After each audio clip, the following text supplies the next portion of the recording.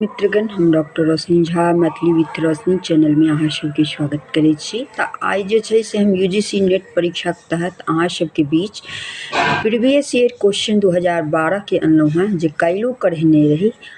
आई आगू के भाग से हम अहाँ सबके बीच अनलहुँ हैं।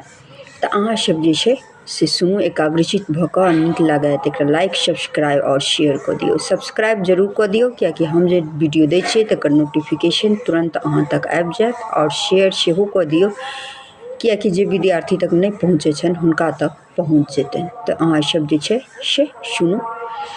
घसलठन्नी लिखने छथि तऽ ई मधुप जी के लिखल छनि।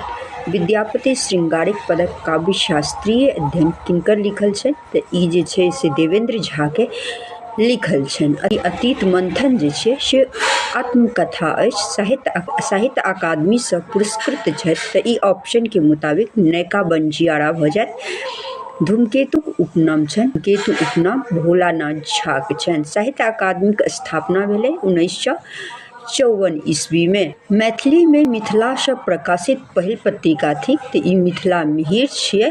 मैथिली दर्शन के संपादक छलाह बाबू साहेब चौधरी। अंतित पोथी अछि तऽ ई अछि तामस। ठीक छै, अहाँ सब जे छै से एतेक प्रैक्टिस करू।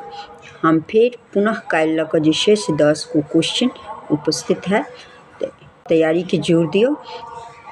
ठीक छै।